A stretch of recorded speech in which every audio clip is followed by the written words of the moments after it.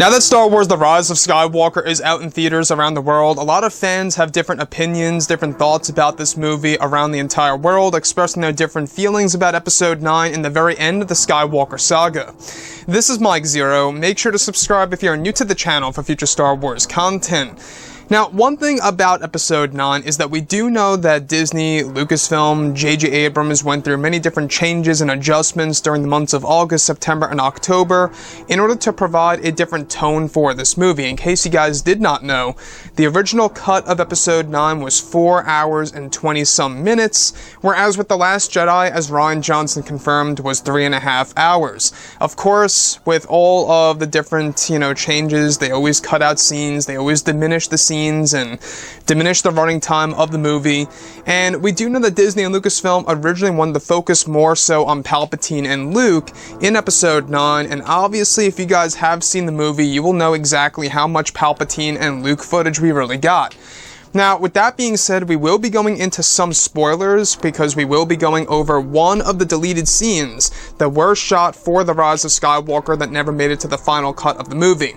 Now, this actually concerns Matt Smith. Actor Matt Smith that was actually cut from the film. You guys may recall that on all of the Disney international websites, or the Star Wars websites, I should say, the international ones, Matt Smith's name was attached until the reshoots were taking place, where his name was erased. Now, with that being said, what's rather intriguing about all of this is that, adjustments during the months of August, September, and October to create a different tone for the film by J.J. Abrams. Now, it's said that this change caused many scenes to be deleted, that 30% of the film was reshot, in which, of course, in turn, led to a decrease in Palpatine's screen time. It's noted that one of the major deleted scenes involved a moment on the world of Exegol, in which Mcdiarmid portrayed the older version of Palpatine just as he appeared in the finalized version of the movie, hooked up to that strange machine. However, it's said that the ending battle in the initial cut of the film was far different than how the final cut of the film ends the movie between Rey, Ben Solo, and Palpatine. Now, originally, Matt Smith was involved as a dark Acolyte, one of Palpatine's best Sith loyalists, who was born in the unknown regions and on the world of Exegol, and served under Palpatine as his own apprentice. It's established that the original cut of the film involved Palpatine using the Force conduit technique on both Rey and Ben Solo, where he drained their Force energy and appeared far younger in design, where he appeared as he did before the injuries of course, within Episode 3, Revenge of the Sith. Now, it's explained that the far younger version of Palpatine would engage in a lightsaber duel with Ben Solo and Rey in the process, where the duel was very similar to the duel in Revenge of the Sith, where he exchanged fast-paced fighting styles with both Ben Solo and Rey.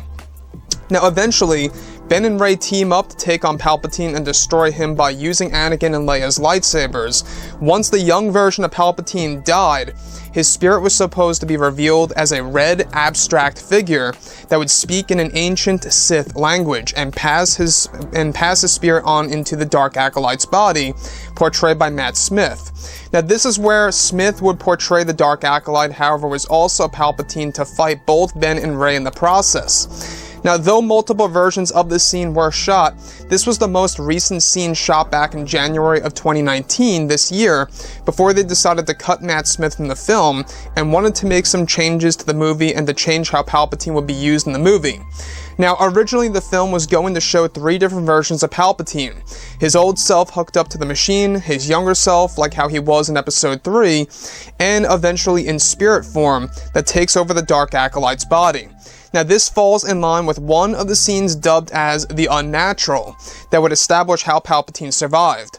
Now, Smith would actually battle against both Rey and Ben Solo as the Dark Acolyte with a red lightsaber of his own, and fight both Ben and Rey after they thought they killed Palpatine. After a lengthy battle between both, of course, Ben and Rey, eventually Ben Solo would kill the Acolyte, and the spirit of Sidious would try to invade Ben Solo's body, to which Ben is able to partially still control himself and let the spirit out.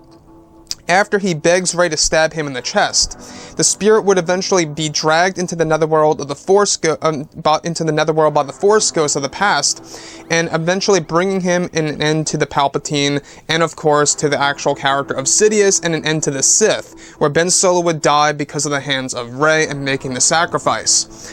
So let's go over a couple of parts about this and why this actually does fall directly in line with the older leaks that we talked about 6 months ago. You guys may recall about everything there is about the Dark Acolyte. Now, originally, there was going to be a lot of stuff related to the spirit of Sidious. We talked about this for almost a year before it was cut, and it really was going to be a big deal until they made it very much a tease in the movie, where now only Palpatine talks about it in the movie, where he tells Rey, you know, no, you didn't come here as a Jedi, you came here to kill me. Kill me and I'll pass my spirit on into you. You will be Empress, we will be one, as Palpatine states. So, with that being said, the thing about this particular scene that I actually love is that there's a lot of gotcha moments in there where you think Palpatine is dead, but he's actually not dead. And not only that, we get multiple versions of Palpatine. We get the same old version that we got in The Rise of Skywalker, where he's hooked up to that machine, he's got the white eyes, he's got the missing fingers and all. He's basically a corpse hooked up to a piece of machinery. We still had that in the original cut of the movie before, you know, they changed it over to the finalized version of the film. And on top of all of that, when he realized that both Ben and Rey, their Force bond, had an actual thing called a Force dyad, originally they were going to make him as young as he was before the deformities and the injuries in Episode 3, Revenge of the Sith, when he went up against Mace Windu. So originally, Palpatine, his younger self, his rejuvenated self, was going to appear just as he appeared for the majority of Episode 3. That, to me, I will be honest, would have been more interesting. It would have been a very surreal thing to see on the big screen, to see Ian McDiarmid as, well, basically Ian as Palpatine once again, in his younger self, going up against both Ben and Rey. Now, there was going to be a saber duel between young Palpatine and, of course, Ben and Rey, where they would eventually strike him down. This causes the spirit to detach itself from the original Palpatine body and pass itself onto Matt Smith's body, the Dark Acolyte, in which the Dark Acolyte, surprisingly, was one of the Sith apprentices, or the Sith loyalists, if you will, under Darth Sidious, that was actually born on the world of Exegol. Now, Exegol, in case you guys did not know, it's a very dark side-oriented planet. In fact, it resides just near a Force nexus called the Beyond, by far the most powerful Force nexus there is in the entire galaxy.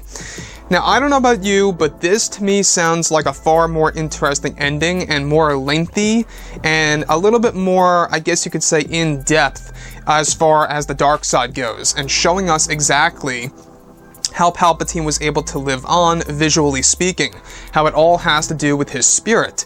So, the thing that I like about this, though, is that there was yet another gotcha moment where eventually Ben Solo kills the Dark Acolyte's spirit of Palpatine passes on into Ben Solo, and then Ben Solo tries to fight the spirit off, in which the spirit eventually escapes Ben Solo's body after Ben Solo begs Rey to kill him by stabbing him in the chest. Once again, you can see where that got inspired from in the new cut of the film, where essentially Rey does that on board of the second Death Star wreckage. Originally, she was supposed to do that at the very end of the film in order to let the spirit of Sidious out after he defeats the Dark Acolyte.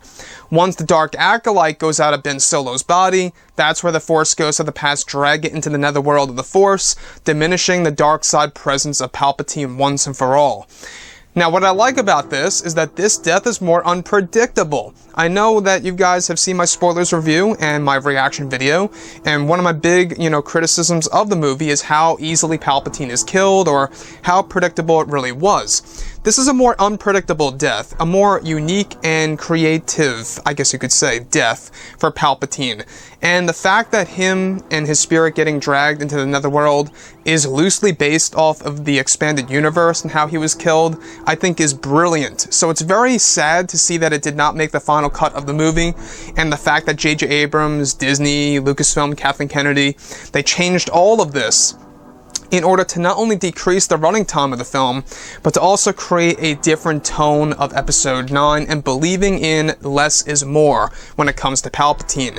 And to me, I think that, the more Palpatine, the better. Honestly, that's how this movie was being marketed. A lot of people wanted more Sidious. So, anyways, guys, drop a comment below. Let me know what you think about all of this in the comments. And if you guys did enjoy the content for today, do make sure to drop a thumbs up on this video to support the channel. I thank you all so very much for the kind support, and I'll catch you guys next time.